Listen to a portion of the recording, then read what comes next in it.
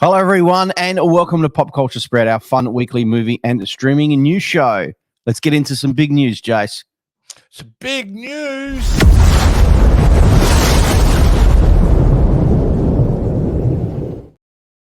Wow, this is a big surprise, Jace. Fallout officially renewed for season 2 at Prime Video. Wow, who would have thought this is already a week after into being dropped on Prime Video has got season 2 released already? Well, they're in production. This is huge. Yeah, it's a surprise. It is big news because it's deserved. This Fallout, the first season, was fantastic series. Nihilistic, dark, funny, quirky, original. It just had a lot going for it. And when you got the likes of Jonathan Nolan, who's Christopher Nolan's brother, mind you, who'd also done shows like Westworld behind it, it's handled really well, and it's universally loved, Rick, this series. Not only from the fans, who are always the hardest. Video game fans are the worst in regards to when you do live action adaptations. They're so overly picky. They get weird about any minor changes, but they've won over the fans and they've won over the general audience, which is a big win. And it's fantastic. Hey, Rick, it's not often that I start a show at 12:30 in the afternoon and don't stop until the series is finished. And I did that with Fallout. You binge watched the whole lot, yeah. I did. Non-stop. Just amazing. Yeah. And it was great. They had like long hour episodes, which was great. And it's a full hour and it's just phenomenal. Any standout for you, Jason, the show? Oh, of course, Walter Goggins playing the Ghoul was absolutely fantastic. Ella Ponell, I believe her name is, playing the lead character was wonderful. Actually, everyone in this show, even little Michael Rappaport's little cameo, was really great. Was really great. However, as much as I said I binge watched it and loved it, my advice to Prime would be release it week to week next time. Yeah.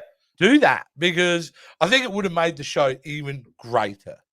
But this is fantastic. This is good news for the video game fans who want live action adaptations of stuff, because this is clearly the best one they've done on television so far, like video game adaptation by a mile. So this is good because you're going to see more properties. Some of your favorite characters and franchises are going to, probably get an opportunity because of the success of this. And good on Prime Video for putting their money where their mouth is and go, we believe in this show. Let's keep it going.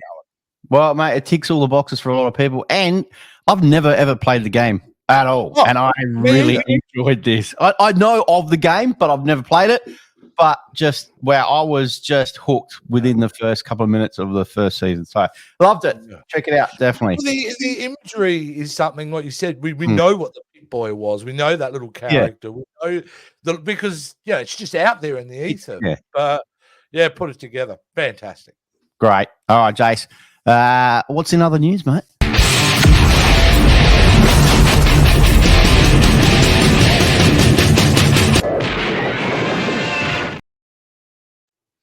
Quentin Tarantino scraps the movie critic as his 10th and final film. Wow, this is an interesting one, Jace.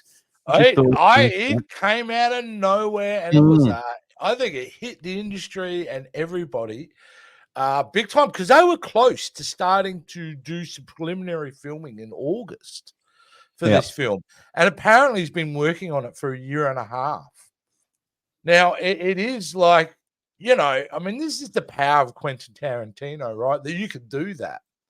That you can just decide after, no. Usually by then the ball's rolling so much, but he's done it for the right choice. For the artistic choice, he's done the right thing. However, Rick, I got to feel sorry for all those people that were employed or been hired to do this gig, and then it kind of all falls over. That's a bit sad. But what I also found really interesting is what some high-level pundits have been saying the reasons behind him doing it. And one pundit came out and said, and I kind of agreed with him, I think he went so self-referential in it that he probably went, look, I think I've gone too far here. There's too much pompous stuff. Because apparently Brad Pitt's character from Once Upon a Time in Hollywood was Stuntman. also going to be in this movie as well. Cliff Booth. Yep. Cliff Booth was apparently going to be in this movie. So, yeah, really interesting. But it raises the biggest question of all, doesn't it, Rick? What's he going to do? What is next then? If this is not his 10th film, what is coming? What is going to be down the pipeline? Is it Kill Bill Volume 3? Would that be his 10th film? I mean, what do you do? Like, it's done. Bill's dead. Like, it's, what more could you go from there? Well, yeah, no, this is my theory on Quentin, that some of this material that he's let go, he's, remember, only ever said he's going to take 10 movies. But he's also come out and said that he was very interested in working in the television world. There you go. So I could see something like The Critic being added, to be a 3 or 4 part, little mini series on a streaming platform. And actually, I was mucking around when I think Kill Bill Volume 3. I think that would be perfect for a streaming series. For a streaming service, yeah. Yeah, it would be absolutely brilliant. But we're not talking about that. What is his next film? What is going to make Quentin that excited that, he's going to, this is his last film? I'll be interested. And I tell you what, Rick, I reckon he knows what it is. And that's why he stopped the film. He's gone, you know what? I got a better idea than this, and I'm going to go and do it. Well, this is it. Like you said, this is his final 10th movie. This is going to be the end for him. This is what he's always said. The guy's a freaking genius, all right? And he's never, ever disappointed us with any of his movies. Yeah. So whatever he's doing and whatever he's planning, it's going to be good for the final one. So yeah. He's look, for sure. Yeah, look, he'll make a great, interesting choice. Probably a choice that we not even would have seen coming, But yeah, there is stuff on the table that he's spoken about before. A lot of people would be interested, including me with the Star Trek 4. The R-rated one. Yeah. I mean, God, Paramount would let him do it, I reckon, at this point too. If he ever did, I don't think he'd do it. If he ever did, I would be interested, definitely, only because it's him behind it. So yeah, I think everybody would, what I mean, just because it's him behind it. But yeah, there you go. There you go. That was a big one, wasn't it? Like, there you go. Not often you hear people go, "Oh yeah, I'm just about to start." Nah, I don't want to do it now. Not because the studio pulled it, because he went, "Nah, I don't want to do it." No. All right, let's move on to the next story, Jace. Another director, yeah, a little known director. Just a little known director, Steven Spielberg, developing new UFO movie to be written by Jurassic Park's David Cope. Wow, he's back doing another ET movie. No, I don't know, dude. When you think of Spielberg in his magical prime, Close Encounters and ET was it, wasn't it? Yeah, I mean, correct. They're very special movies. And look, at the end of the day, Steven Spielberg, he's getting on in years, and maybe some of his movies over the last 10 years, some people may argue, have not been as strong as previous. I disagree with that. I'm very keen to see what he does. And if he's going to go back with David Koepp, who wrote the original Jurassic Park, there was a magic there that was captured. So why not? Like, at the end of the day, what is he, in his late 70s now, Spielberg? He's got nothing to prove. Nothing to prove to anyone. If he feels like he's got a good UFO story, that would be great. However, what interests me is, what does Spielberg do with UFOs today? Because even that term alone is dated. Isn't it? UEP, whatever they call them now. They've got different names for them, different type of terrestrial ships. You know what I want him to do? I want him to do, if you're going to do an alien movie, do it where they've been living in the ocean for millions of years. And they come up from the ocean, because a lot of those conspiracy theories go into that fact. Like a kaiju. Alien kaiju. Why not? Why not? Yeah. I don't know. I'm only mucking around. Look, at the end of the day, he can do whatever he likes. Spielberg has earned the right to make these films, and I wouldn't be surprised if it ends up becoming a massive hit. Yeah, well, that's all we know. It's just he's doing a UFO movie. But it's not the only thing he's doing, which I'm even more excited about. Was Spielberg working on the new movie on Bullet? Yeah. That classic Steve McQueen film, which he's doing with Bradley Cooper. So, yeah, why not? I'm kind of down for that. I mean, the film is made in 1968, so it's over 50 years old. Yeah, you could do a retelling of that story. Yeah, no problems, no issues at all. Bradley Cooper's good. He's a good actor. So, let's move on to another story, Jace. Another director. Wow. Well, it's all about the directors this week, isn't it? God, Zack Snyder sees Rebel Moon franchise wrapping up in 4 to 6 films. Really? That's a lot of films. Where did that come from? I thought it was just part 1, part 2 of this Rebel Moon series, I thought it was. which has just been released part 2. 6 movies? Wow, he's really going for it, isn't he? I didn't absolutely hate the first one. I see it has issues, but I had a good time watching it. I'll be honest with you. I knew what it was. To me, this is a harkening back to B-grade schlock science fiction films of the 80s, just with a shiny veneer. So, I was okay with it. I was looking forward to seeing number 2, which I'll probably watch today. That's right. It's dropped on Netflix. Will Zack Snyder get to do 6 films? Well, based on what people are thinking of part 2, maybe not. Now, wow. Okay. I'm going to be honest with you, Rick. Who gives a shit about the critics' opinion? It's really about the audience. Yeah. But the audience, still 18%. Yeah. And the audience is pretty low as well. Yeah. Okay. Well, it's half and half. It's half and half. Half the people like it, half the people hate it. But didn't he film it? Didn't he film it back to back, 1 and 2? Yeah, that was And he actually just said that if he wants to do it, he'll do them 2 at a time. So he'll do 3 and 4, and then 5 and 6. So, he believes in it wholeheartedly. There are elements there that, if exploited correctly, would be great. But we got to wait and see. You know what I mean? You got to wait and see. But his heart's in it. He wants to do this. So, I don't know, Rick. I don't know. He's such a divisive director. He's made some of the greatest films I've seen. He's also made some absolute shit. Like, so, it's 50-50 with him. I'm going in with an open mind with part 2. But, wow.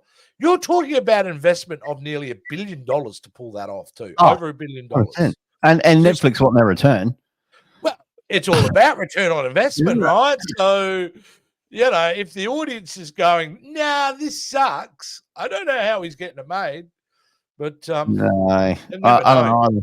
Well, yeah, it's big hopes, but that's a lot of movies. 6 movies back to back, and he wants to film them back to back. That's just like 2 at a time. So, but what makes him think that? This is going to be a success. Wow. Well, you got to give it to him. He knows what the critical perspective was on part 1, and he's still going, no, we're going to do 4 to 6 films. Yeah, definitely. It's like, mate, you're not James Cameron, and this isn't the Avatar franchise. And even that's pushing it, But crazy stuff. Crazy, mate. Oh, these directors. I'm going to watch it tonight, so we'll see. All right, Jace. Before we get into the train wreck of the week, I just want to remember the guys to also like and subscribe and follow across all our social media platforms. We'd appreciate it. And also, you can hear us on audio podcast on Spotify, Apple, Amazon. Where all good podcasts are found. Hit those links, guys. All right, Jace. Let's get into the train wreck of the week. Who has made this week?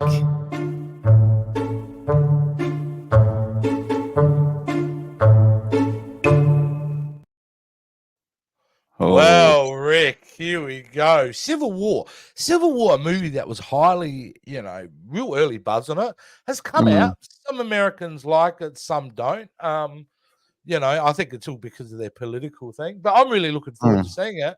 However, they've come up with a controversy, which is an interesting one to get into, Rick, about the AI cause, posters made with AI.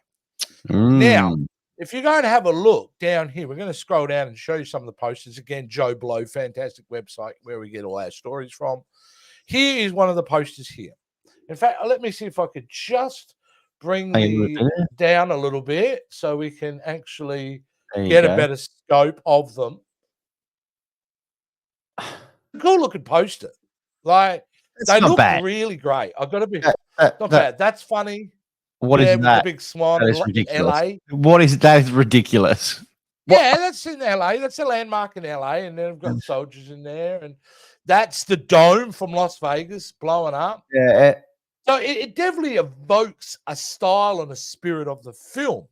What it raises the question of is, okay, should graphic material be like that made if it's not in the movie? Because none of those scenes in those posters actually come from the movie.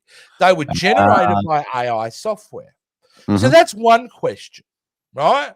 And I go, well, they've been doing that from the get-go. I mean, anyone who grew up in Generation X, you went to a movie and saw the poster. Half the time, it had nothing to do with what was in the movie. Correct. So I don't have a problem with that. The next question is, if that's okay, is it now okay that graphic design people are basically redundant as a role? Yeah, I think this is the big question. Is the end of Photoshop over? Look, dude, I've been mucking around already on Meta AI on Facebook. And it is the best fun ever. And I'm able to generate all these images, just by typing things into AI. And they're fun and they look fantastic and they look like a graphic design. It sucks as a content creator myself, as a videographer myself. I could see my future potentially being in trouble with AI. But what do we do here? Is Hollywood playing with fire? Because remember, actors just recently went on strike, and one of the key factors was the use of AI. So what about the design departments in Hollywood? What are they going to say now then? We're just going to get AI generated posters. Right? And what's the effectiveness of them? Because, it's like when you get a new CapCut template on TikTok, and you TikTokers would understand what I mean. Oh, it's cool. It's got these cool transitions. I'll put it in. Man, how cool am I? The issue you have is that everybody else is thinking the same thing. So nothing's original. What happens? You just get a sea of sameness. Everything kind of. So if you're going to go into a world where you have AI generated posters, their marketing effectiveness will be diluted. Because if you can do this, if a guy on a computer could generate this with AI with some keywords, there's nothing stopping you, Rick. There's nothing stopping me from making stuff of the same quality.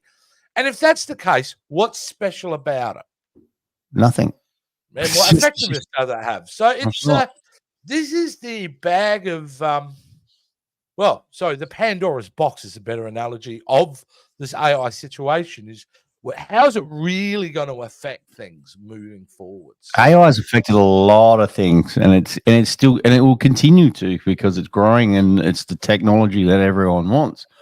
But my question, and it's maybe even more of a existential question, is because AI exists, does this not? And I have hope in this.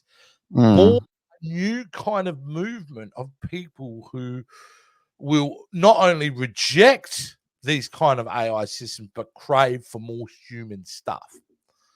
Because as we go, like I said, I'm a big believer in sameness. This is just going to be a melange of stuff. So everything becomes AI. It just becomes normal. It becomes mundane. It becomes boring. And I think the rise of human creativity will really shine from this, because at the end of the day, it may take a while, but it'll happen. Because one thing AI can't do, and it cannot capture the creativity, the imagination of the human brain. So, it comes in full circles. It, like you said, it's going to come and go. Like, there was a report that I heard out that they were doing the first ever AI beauty pageant. Yeah. Seriously, why in this world and day and age do we need to have an AI beauty pageant? AI is just taking the power of our eye too. We know when things aren't real. We know it. Yeah, that's right. No matter how good CGI is in the cinema, and there is stuff that is really hard, you still know. You still know. Yeah, and you can see it in these photos, these movie posters. Yeah, you can tell that they, a little bit fake. Yeah. So, interesting. Well, there you go, Jace. It was the train wreck of the week. Guys, great show again, Jace. Thanks, mate, for this week. Really, really appreciate it. Guys, if you want to check out myself and Jace, we are available, obviously, on this channel. All the links are down below. You can check out our catalogue of videos that we've got there. Jace, where else can the guys catch you as well? Oh, you can find me on TikTok at VHS Jace, where I'm hanging out. I put up little clips related to the show as well, so go check me out over there. You can also check me out over on the Captain's Quadrant channel each week, where I do a Star Trek chat. I'll be in New York next month with the guys doing live shows at some cons. And then you can also catch me at the Jason Roy Gaston channel, talking X-Men, talking Gargoyles, talking Avatar, talking old films, just way too much talking. Wonderful. All right, guys. Thanks very much, and we'll see you guys all next week. See ya. See you guys. Thanks for watching. If you could do us a massive favor and hit that like, subscribe, and notification bell. Also, come and check out us on all our social media accounts and keep up to date. And if you're looking for some clothing, you're needing some merch, we've got you covered at the Pop Culture Spread store.